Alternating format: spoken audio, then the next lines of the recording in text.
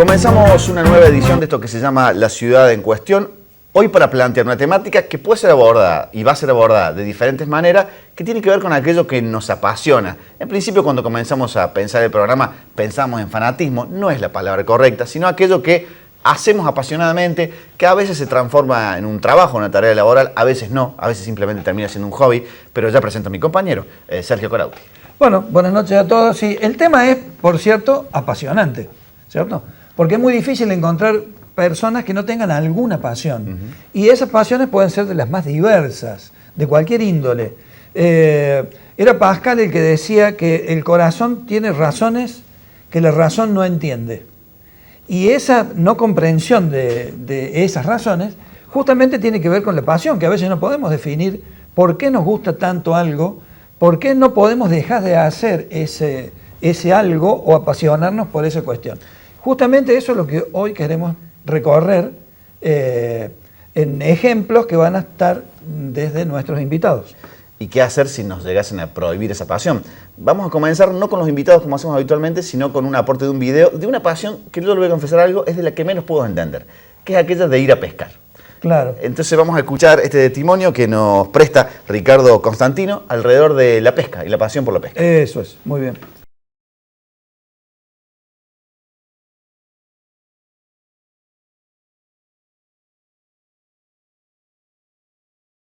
Mi pasión con la pesca la transmito a 60 años, donde siendo muy chico heredé la pasión por estar al aire libre, que comenzó, que es la raíz de la pesca, ¿no es cierto? Porque mi padre vino de la zona de Nuertinger y entró de obrero a trabajar en una fábrica, y la única posibilidad de su vacación era tomar una bicicleta, una moto, ir al río, al lago, a los otros lugares. Nacimos nosotros y a partir de ahí la pesca era una de las actividades para estar al aire libre, para compartir. Realmente siempre lo decimos, la verdadera excusa de la pesca es estar con la familia y con los amigos. Luego, comenzando las actividades más deportivas con la pesca, mi padre fue fundador del Club Náutico Río Tercero, formó parte de la fundación del Club Náutico Río Tercero de Caza y Pesca. Entonces nuestros fines de semana eran siempre en la balsa, en el lago. Entonces pasábamos mucho tiempo pescando. A través de los tiempos empezamos a participar en concursos, empezamos a hacer una parte deportiva dentro de la pesca que, bueno, con el tiempo fui cambiando. Posteriormente, después de muchos años de pesca, entendía que la competencia ya no ocupaba un lugar que me divertía, porque yo concebía que solamente podía estar despreocupado, relajado. Entonces practicar la pesca, que era mi pasión, y hacerla en forma competitiva, hacía que estaba haciendo una cosa sin razón de ser. A esta misma altura ya nacieron mis hijos, donde no podían entender la muerte de los peces. Ya en esta tercera etapa que considero de mi vida con la pesca, descubro hace 35 años, descubro la pesca con mosca. Y ahí realmente se completa la pasión de mi vida. ¿Por qué? Porque yo puedo seguir pescando en mi casa, atando una mosca, imitando los insectos que comen los peces. Esa forma parte de una pasión. ¿Y qué pasa? Día tras día, como una mosca no tiene ni olor, ni tiene el movimiento que tiene un pez natural, realmente el daño que le ofrecemos es muy bajo y podemos sacarle nuestro anzuelo y liberarlo y darle vida al pez. Yo cuento algo que me pasó hace poco tiempo en una graduación de mi hija. Cuando sacamos la fotografía me dice: papá, y si hay algo que no lo puedo conseguir, es que vos te rías conmigo como te reís cuando estás pescando. Eso de alguna manera definiría mi pasión, que no es menos con mi hijo, pero evidentemente la manifiesto de otra manera.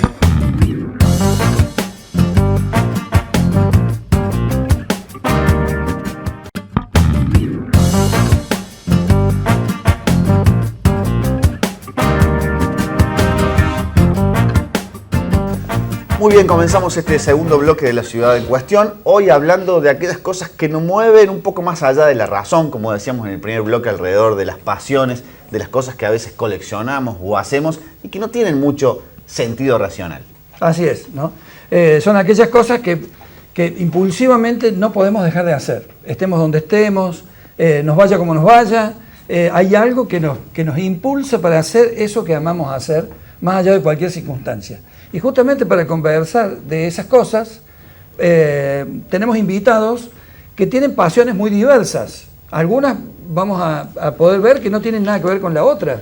Y sin embargo, los une esa inclinación, ese impulso, que muchas veces no es racional, o generalmente no es tan racional, y que tiene que ver con ese gusto que se mantiene a lo largo de la vida. Para hablar de eso, hemos convocado hoy a dos invitados. Les agradecemos muchísimo que nos acompañen para conversar un poco, para ver cómo se ve desde los lugares de cada uno el tema de la pasión. Uno es Ricardo Pereira, ciclista muy conocido en la ciudad, un campeón de ciclismo cordobés, argentino, panamericano, bueno, un orgullo del ciclismo de Río Tercero. Y también a Cristian Medina, que es amante de la música, coleccionista de vinilos, podríamos decir un melómano, que también nos va a contar de qué se trata esa pasión. Así que, bueno, les vamos a preguntar a cada uno inicialmente cómo nació, cómo recuerdan que nació ese vínculo con eso que tanto aman. Bueno, buenas noches. Bueno, lo mío nace hace apenas 47 años, un día 25 de mayo de 1975, en la localidad de Tancacha, la primera carrera que compito. Y bueno, mi padre estudiaba con un amigo de él que se llamaba, le decían el Cordero Alberciano, y era un ciclista. Y bueno, él, junto con Chiquito Ochoa de Tancacha, dos personajes, te estoy nombrando dos personajes muy queridos acá en la zona, que uno de ellos ya no está. Y yo tenía un primo que también ya hacía las primeras carreras en el ciclismo, así que ese fue el debut, ese 25 de mayo de 1975, y bueno, después siempre se corrían las fechas patrias. La segunda, como en la primera me caí, rompí la bicicleta, costaba arreglarla, todo era caro, había poca ayuda. La segunda era el 20 de junio en Hernando, que no pude ir porque tenía la bicicleta rota, y la tercera era el 9 de julio, era el más fuerte, frente al canal, que ahí sí estuve presente y ya con un tercer puesto. Así comienzan mis primeros... ¿Y a qué edad fue eso? Eso menores de 14, 13 años. 13 años. 13 años. ¿Y antes de niño, vínculos con la bicicleta, digamos?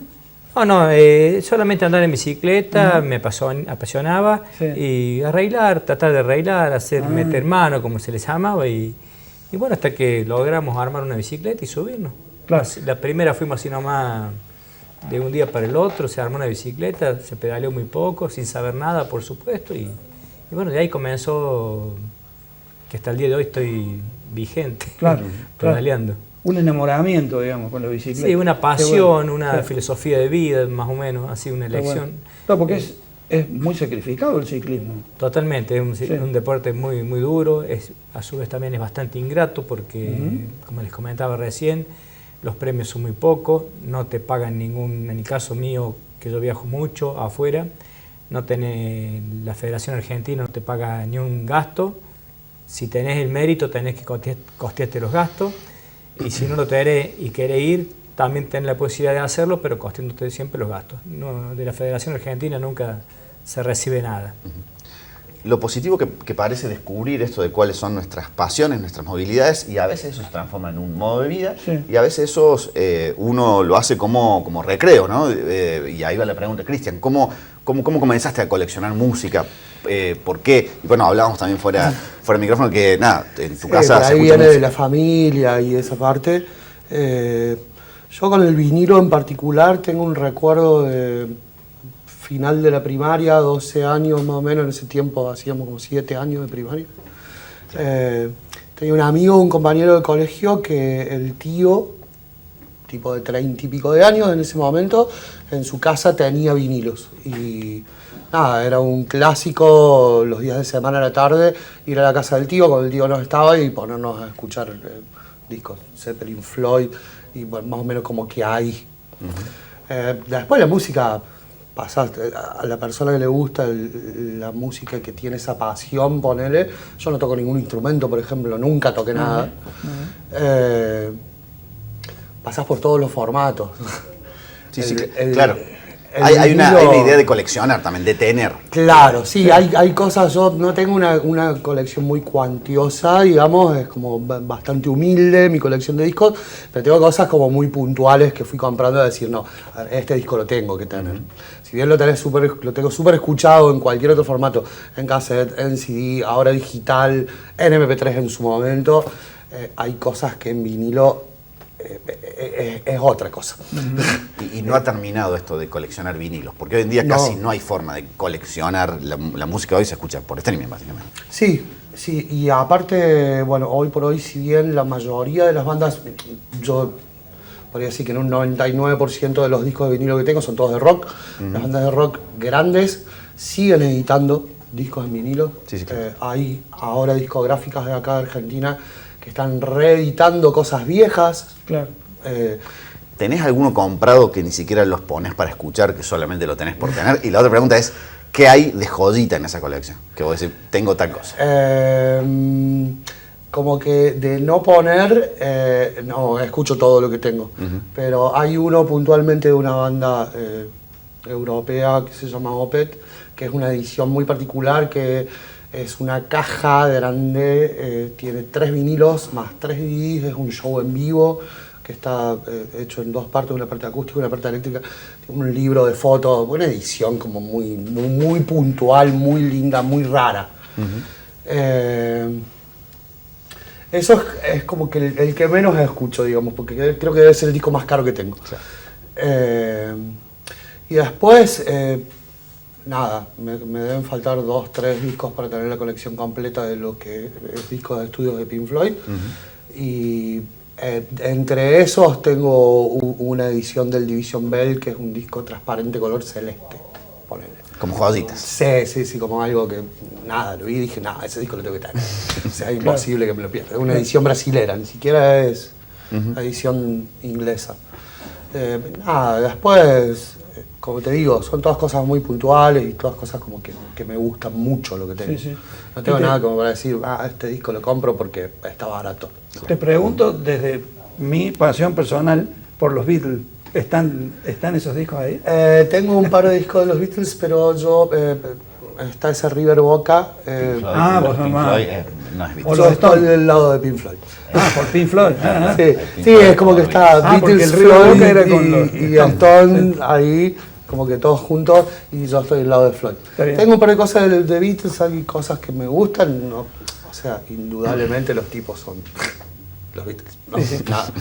Pero me aburre un poco, sinceramente. Está bueno. Puede pasar. Está bueno. A Ricardo, me gustaría preguntarle, recién decíamos que el ciclismo tiene mucho de sacrificio, que es evidente, ¿cierto? En la preparación y todo eso.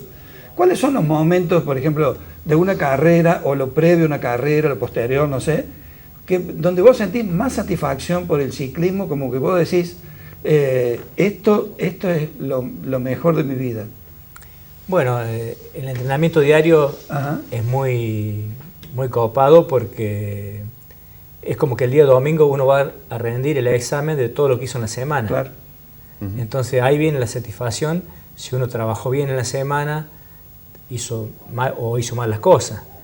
Y de ahí vas aprendiendo mucho y vas aprendiendo las tácticas, los momentos, cuando vos tenés que atacar, cuando tenés que sprintar, porque hay varias especialidades. Generalmente yo corro en todas, soy un todoterreno, pero me dedico más a lo que es pista, que es donde mejor me ha ido en esta larga carrera que llevo. Y bueno, la carrera de ruta, como hacer una carrera de muchos kilómetros, y hay que tener después la posibilidad de poder atacar al final para ganar el sprint, como se le llama, o llegar primero en la meta o dentro de los primeros. Después tenemos las carreras de circuito, que son a través de vueltas, con embalaje cada 5 vueltas, cada 10 vueltas, depende de los metros del circuito, y eso va sumando puntos. A los 4 primeros le va dando puntos. La sumatoria de todo eso te arroja el ganador. Bueno, y después tenemos la pista donde tenemos 4 o 5 especialidades que tenés el kilómetro, tenés la persecución, las vueltas puntables, la velocidad olímpica por equipo, las cuartetas, bueno, que todas tienen, eso es todo el reloj.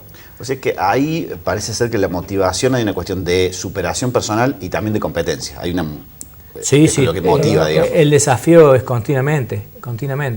El desafío por estar mejor para embalar, como sé yo hace un par de años, hace el 2007 que estoy yendo a los mundiales, y hace 5 o 6 años que estaba ahí, cuarto, tercero, y no podía llegar en Manchester, que es uno de los mejores velódromos del mundo, y terminar empatado. Y me daba bronca, pero también a su vez me recargaba más para ir el próximo año y estar con más fuerza, con más experiencia, porque el ciclista europeo es una persona grande, de contextura grande, digamos, es muy fuerte.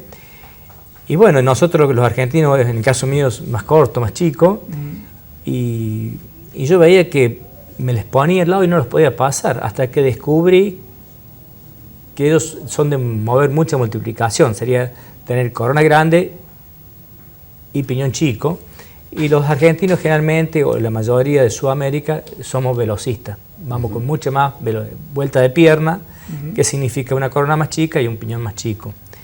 Y entonces en los últimos años, al estar tercero, cuarto, y yo digo, tengo que encontrar la vuelta. Bueno, en los últimos 4 años, estando ahí entre los tercero, cuarto, golpeándole la puerta, quiero, y no puedo, bueno, me entré a preparar para mover la misma multiplicación, o el mismo tiraje, como se llama, de lo que tiraban los europeos, y bueno, lo logré, y cuando yo salgo campeón del mundo en el año 2019, eran 30 vueltas. En la vuelta 13 hago una fuga solo, y pasé al frente del tablero y miré, iban 13 vueltas, digo, a las 30, faltan 17, donde tenés los 24 mejores, porque se va eliminando por serie, y no se puede correr más, en los 250 metros, más de 24 participantes no puede haber.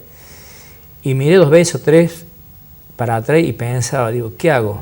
¿Me la juego o no me la juego? Y dije, voy por todo o nada. Y después se me vino un esloveno que me siguió y me agarró. Y yo dije, acá estamos, me va a dar una mano.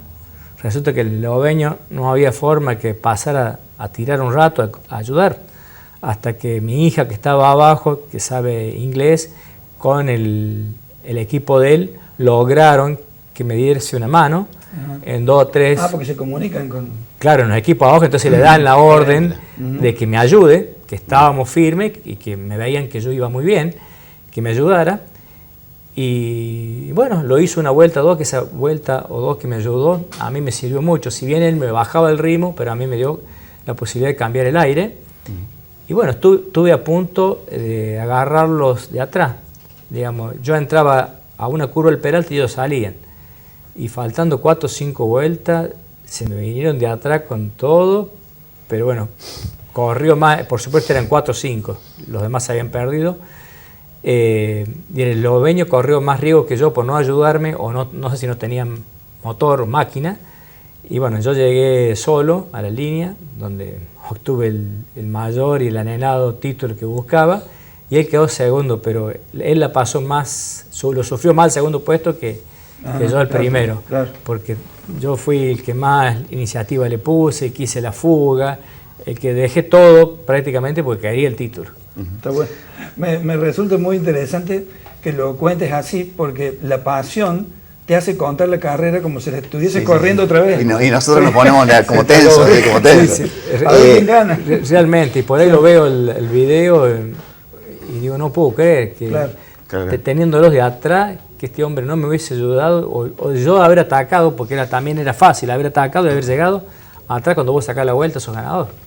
No correr el riesgo de caída, de nada. Exacto. Ahí en el relato pudimos identificar varias cuestiones que motivan la pasión, y la última pregunta que quería hacerle ahí a Cristian era si vos identificás cuál es el motivo de la pasión, si es resguardar, si es tener, si es mostrarle a tus hijos, si es mostrarle a tus amigos, si es compartir. Sí, con mis hijos tenemos una dinámica que siempre desde año cero, digamos, con ellos la música se compartió, desde la panza ya estaban predestinados por los padres de que iban a ir a una escuela con orientación musical, Claro. así que la pasión por la música es como nada, innata ya, podríamos decirlo.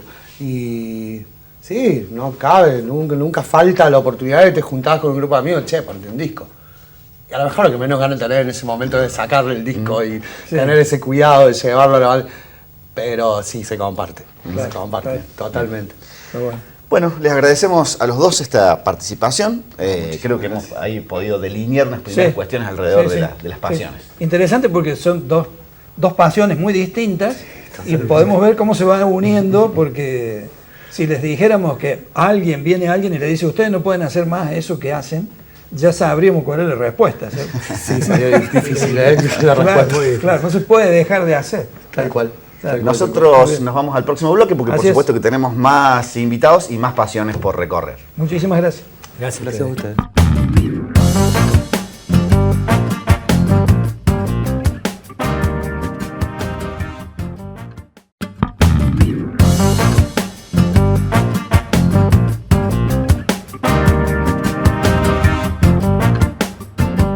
Muy bien, avanzamos entonces con el tercer bloque, de nuevo recorriendo estos vínculos que unen a las personas con las pasiones, con diversas, distintas pasiones, pero todas, como se puede comprobar, muy atractivas. Tenemos entonces dos nuevos invitados con otras dos nuevas pasiones para recorrer esa cuestión. Y en este caso son dos pasiones vinculadas a dos grandes artistas. Así es. Y hemos invitado a dos amigos, así que lo saludamos ya a Jorge Martino, que él es un apasionado por Joan Manuel Serrat, ¿no? Y Lucas Zavala, que es una especie de seguidor, fans de Alejandro Dolina. ¿Qué tal? Buenas noches. Bueno, gracias por venir primero. Gracias por invitar. Y algo de lo que pensábamos en el primer y segundo bloque era alrededor de el origen de la pasión, cómo surge, cómo llegaron a ser, fanático no está bien la palabra, pero cómo llegaron a ser seguidores de, en tu caso, de Alejandro Dolina.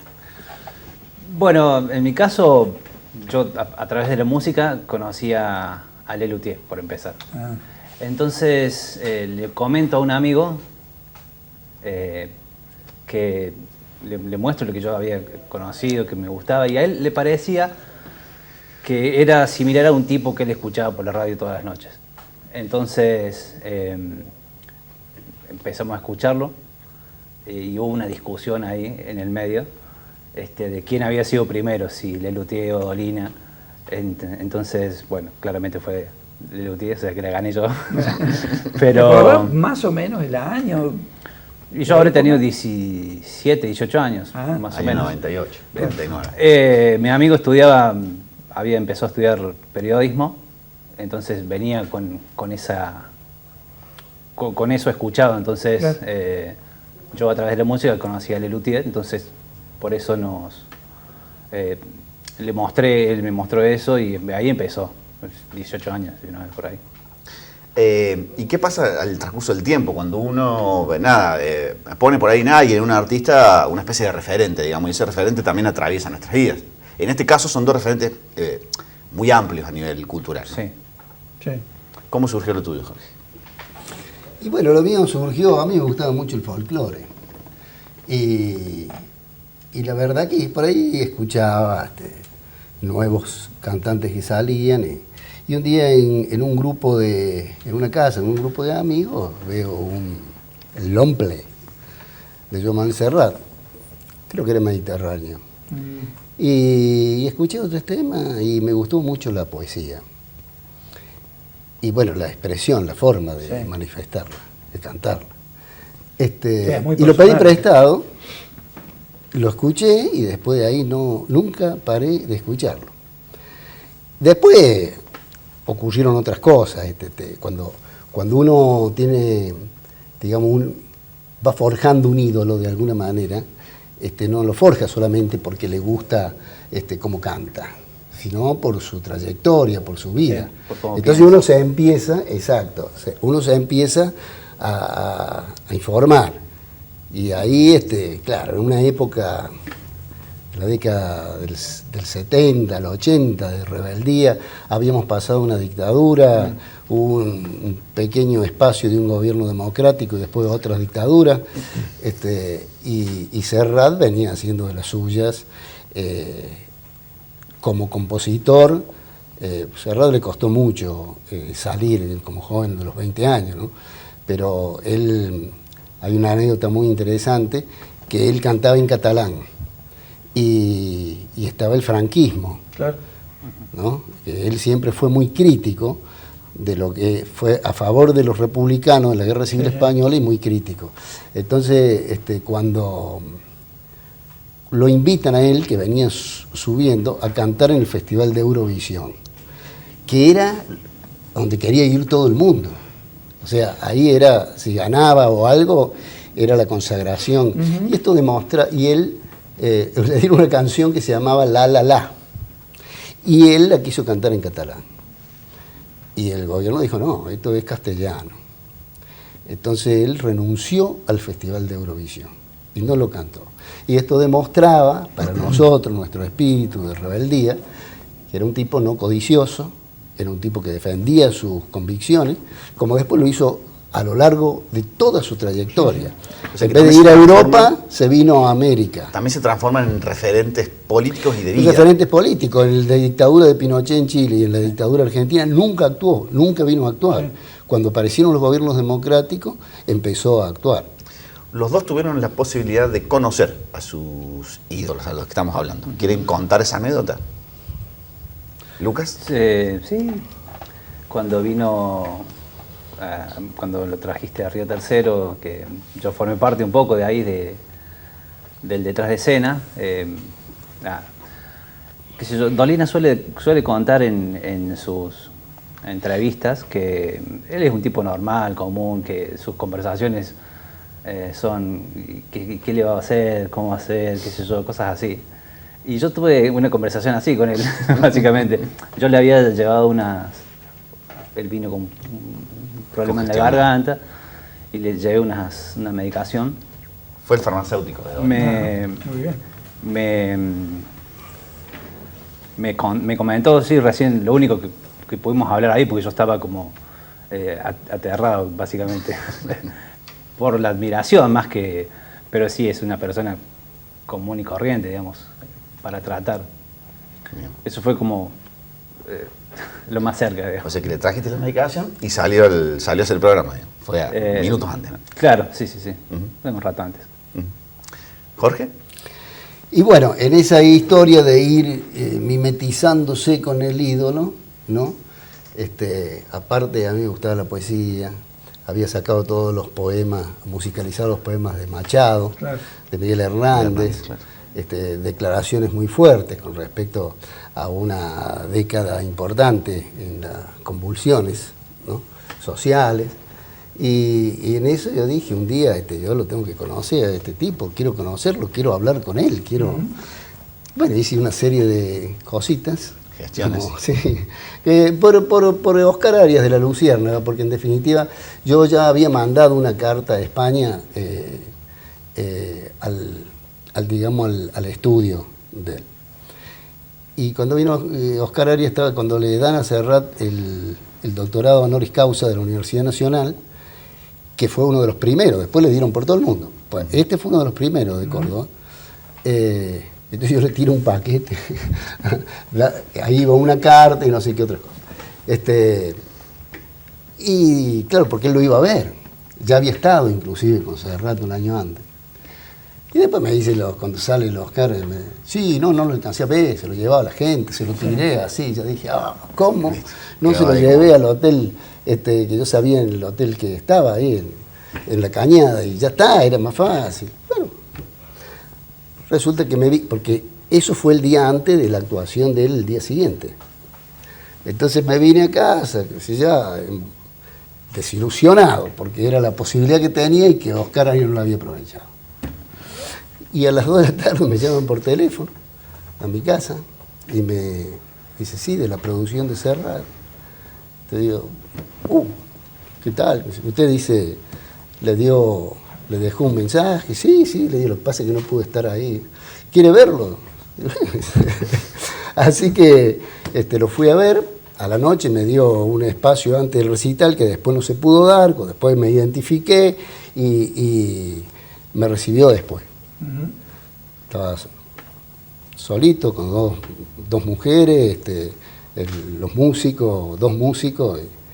Y, ¿Te ganaron ahí los nervios? y ¿Quedaste Gelemur, impactado? O... Gelemur, el que era el productor que me había hablado, le dice, ahí está Martino. Entonces se vino, me dice, muchas gracias. Porque yo le había mandado la carta con unos discos de gente del Río Tercero. Dice, creo que estaba el Biglia que también. Dice, muchas gracias por los discos. O sea, que Bueno, se llevó un disco de Biglia. Charlamos 2 o 3 palabras y se fue. Y yo le mando, esto es interesante, ya lo termino. Entonces yo durante ese año consigo, porque él dice, me hubiera gustado que me viera mi madre en el acto que le hicieron del doctor honoris causa.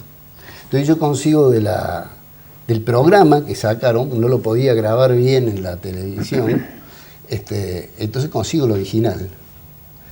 Lo grabo y al año siguiente se lo llevo. Y ahí cuando se lo llevo al hotel, me dice, bueno, ya cuando se levante se lo entregamos. Yo le había puesto mi teléfono de Río Tercero. Y no me di cuenta de poner el celular. Me vengo para el centro y cuando llego al centro me llaman de Río Tercero y dice, ¿te acaba de llamar? Te llamó Juan Manuel Serrat a tu casa. Sí, y lo atendió mi hermano. Wow. Y le dijo, y se pusieron un poco a hablar de fútbol, le dijo mi hermano que claro, todo eso es cerrado, porque vos te podrías pensar cuánta gente. Sí. Él nunca dejó de lado ni a las madres, ni a las abuelas, ni a nadie que se le acercara. Hizo todo lo que podía por hacer. eso son 2 referentes similares en algún punto. Claro. Sí, eran amigos. Dolina cuando termina su programa Serrat saluda. formó parte del disco Lo que me costó el amor de Laura. Compartieron ahí un Creo disco. que tuvieron que viajar a España para grabarlo, porque no... No, pero digo, también similares en esto de atender a su público Sí. hasta el final, hasta el último que lo saluda. Sí, sí. Y De me hecho, gustaría consultarle, tanto en el caso de Dolina como en el de Serrat, si ustedes de la figura de ellos, de lo que son ellos, de lo que sienten que les transmiten cada vez que se acercan a lo que hacen, lo que dicen, lo que piensan, ¿qué cosas recogen que les parece que los ha influido a ustedes de manera personal? Bueno, a mí me parece, y eso se lo planteé en la carta, a mí me parece que más allá de las ideologías, lo que uno aprende, lo que va desarrollando por sí mismo, para mí la obra de Serrat es maravillosa, es majestuosa. Le ha escrito, le ha compuesto canciones hasta Las Moscas. Y lo mismo Sabina, ¿no? Sabina está considerado uno de los... y para mí fue una filosofía de vida. Yo lo he seguido, cada canción a veces que escucho, para mí me ha atravesado en mi vida. Es decir, desde que lo empecé a escuchar ahora. Inclusive hasta tomar alguna decisión sobre algo, me recordaba una canción de Serrat. Claro.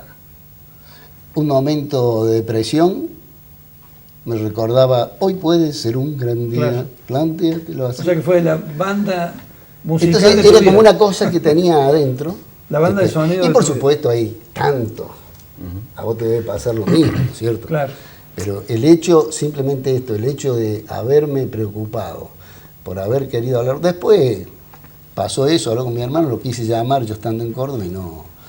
Y ahora como este año se despide claro, se la gira despedida. Muy triste todo eso. Sí. Por ahí voy a ver si intento encontrarlo de alguna manera. Pero ¿sabes qué? Me hubiera gustado mucho y ojo, es algo que no se me ha perdido todavía. Lástima que Serrat ya va a cumplir 80 años, a fin de año. Pero encontrarme en algún lugar tranquilo en España, pensar que el tipo anda por la calle, porque anda por la calle, necesita sentar a tomar un café y hablar de tantas cosas, de esta humanidad deshumanizada actualmente, de tantos valores que se perdieron y de tanto que él le ha cantado a la vida, al amor, al prójimo, a la solidaridad. A la libertad, ¿no? Y saber que, un poco lo sigo a veces, pero ¿qué ha pasado? Un poco filosóficamente. Claro. Y no pierdo esa... Está bueno, está bueno. ¿Cuánto de Dolina te llevas a tu vida, te llevas a tu vida cotidiana? Todo. Casi no paso momentos del día que no esté Dolina de fondo. Ah, mira. Sobre todo a la noche, ¿no? Cuando uno llega de su rutina diaria, o cocinando, pero está todo el tiempo. También hay otras cosas, ¿no? Pero desde ese primer momento, y aparte siempre que nos juntamos con amigos, siempre hablamos siempre está Dolina en la conversación. Incluso en la biblioteca también está. O sea, Claro. Muy bien. Bárbaro, muy bien. Bueno, muy interesante. Muchas gracias a los dos. Gracias. a bueno, ustedes. no, gracias por la invitación. Bueno, muchas gracias. Nosotros cerramos así el tercer bloque y abrimos el cuarto porque tenemos más invitados. Así es.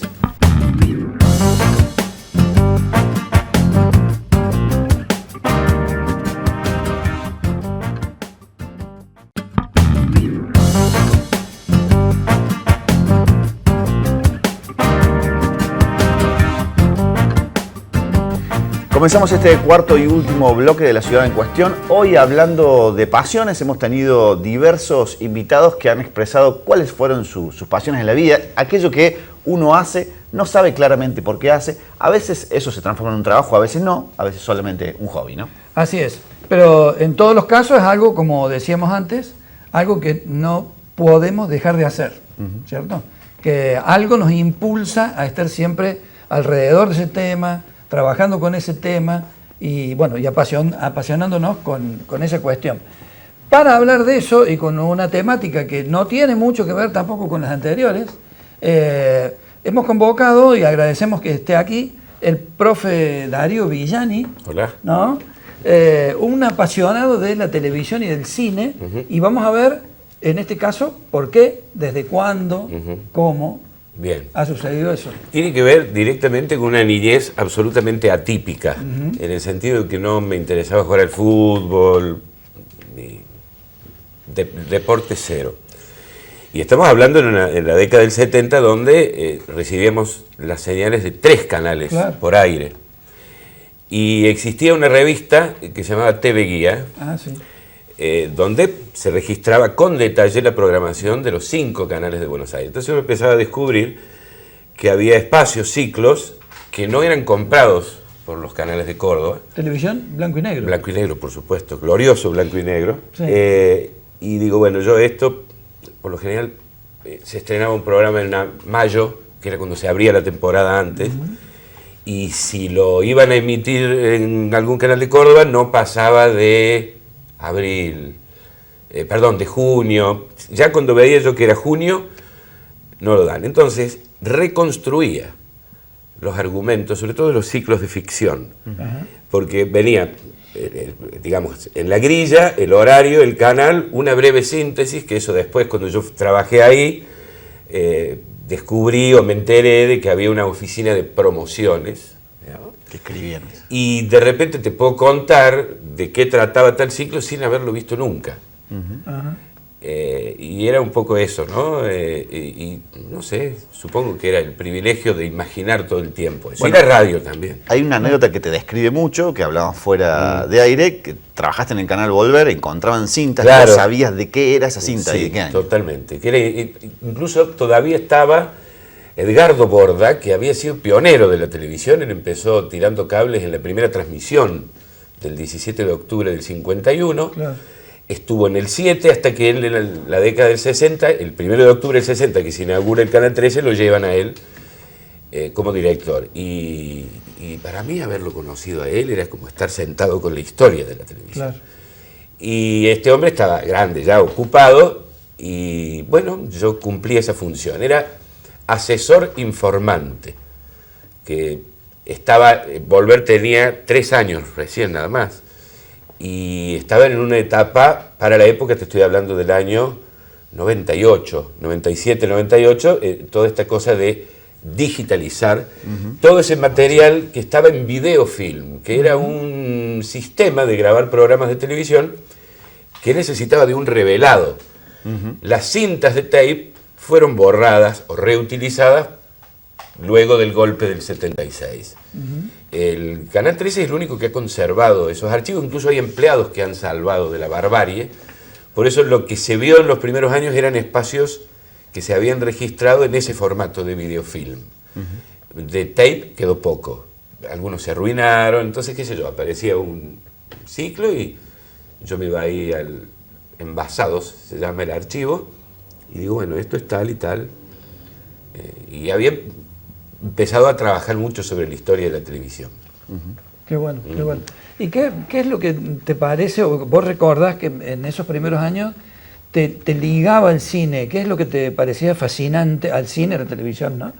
¿Era el proceso? ¿Era lo tecnológico, nuevo?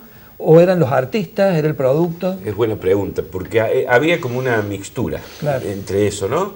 Yo empecé a ver ciclos de ficción, telenovelas, no porque me interesara por ahí el argumento, sino porque buscaba a los actores de reparto, que por lo general habían sido actores, excelentes voces en la radio, pero no muy favorecidos físicamente, como quien les habla. Entonces, cuando viene la televisión, estos que habían sido galanes otrora, empezaron a formar parte de la galería de padres, tíos, mucamos, enfermeros, médicos. Sí. Y quien hizo ese trabajo de recuperación de ese material humano valiosísimo fue Alberto Migré, que se había armado como una suerte de clan con todos estos actores. Entonces, y no necesariamente buenos actores, pero entrañables, que yo recuerdo así, cosas muy fugaces, y que después afortunadamente los pude conocer, pude hacer algún par de documentales y darle de nuevo voz. ¿Te acordás de algunos de ellos? Sí, claro, cómo no, Dora Ferreiro, María Elena Sagrera, Antuco Telesca, Mario de Rosa, que yo digo, ¿de qué está hablando este hombre? Bueno, vos fíjate que hoy, las ficciones de hoy, esto no es una crítica, es simplemente exponer una realidad.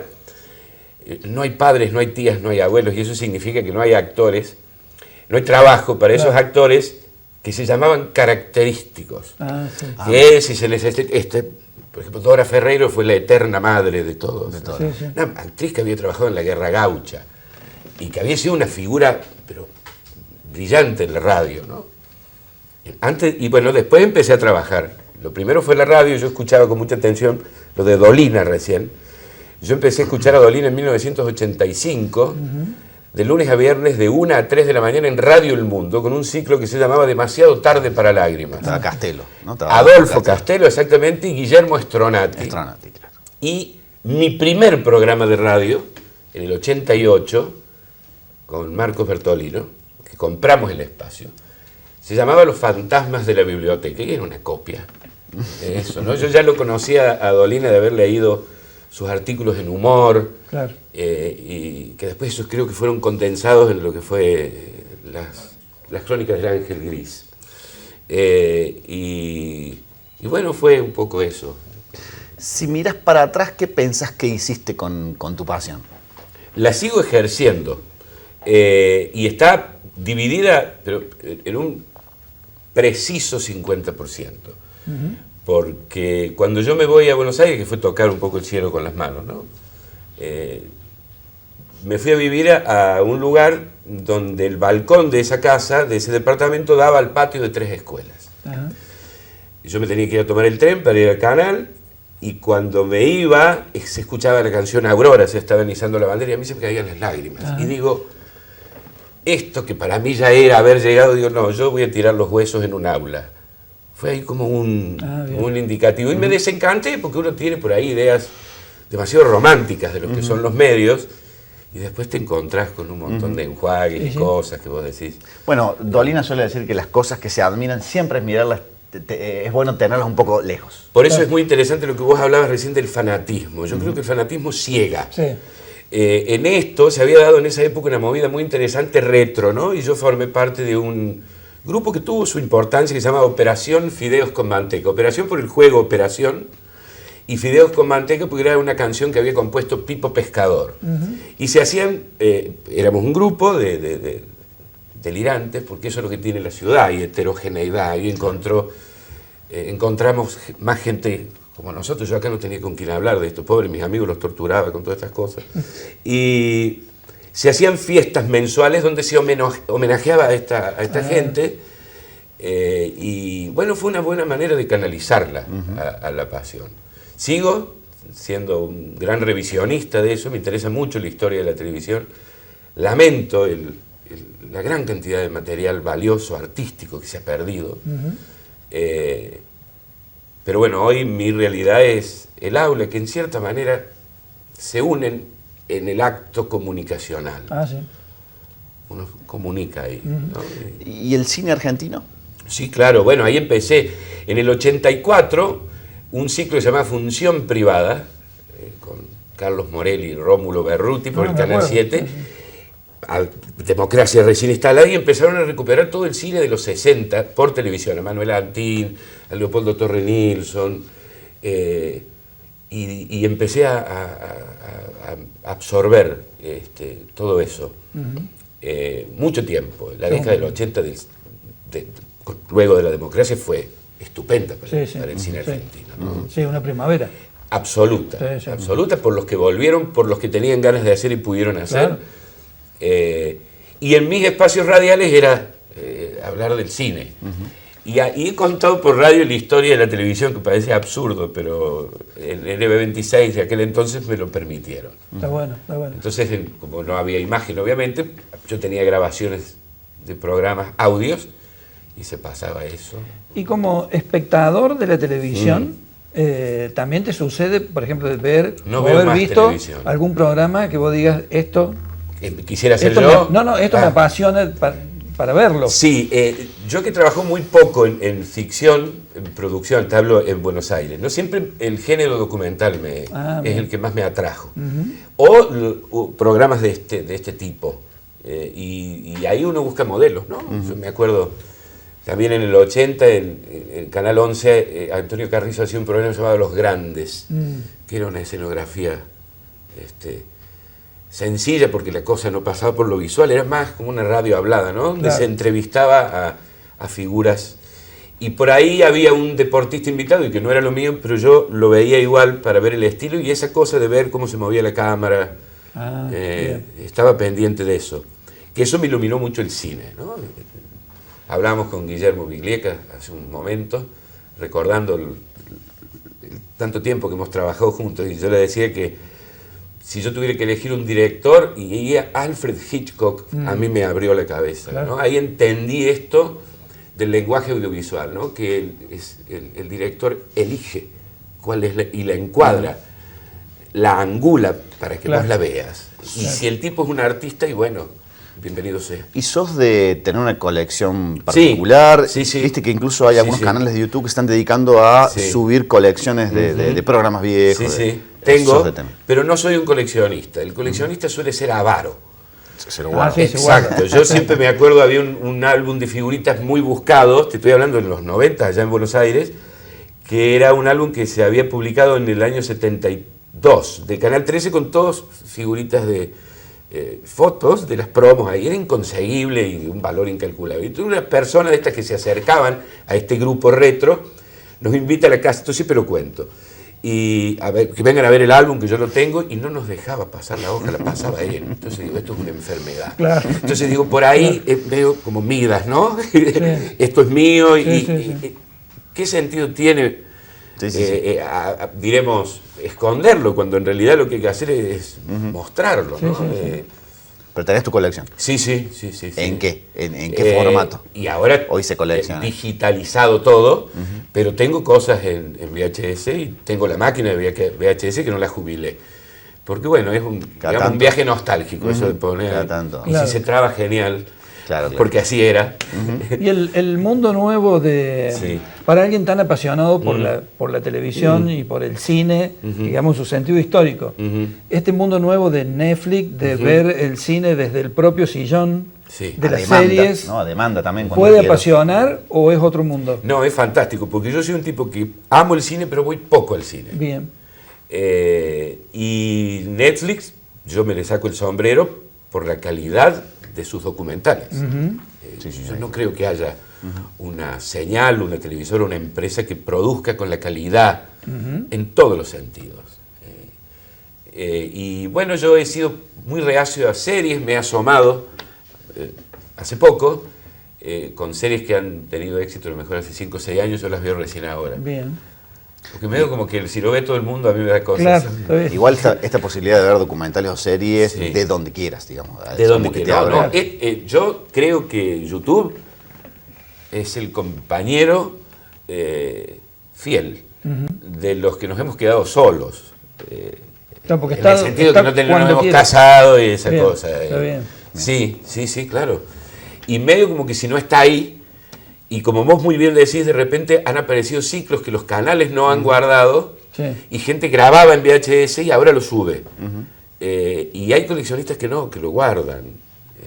O si lo suben, lo llenan de logos, Claro, para que no sea para que no levantado, sea no sea levantado. usado. Y tampoco eres el dueño, ¿no?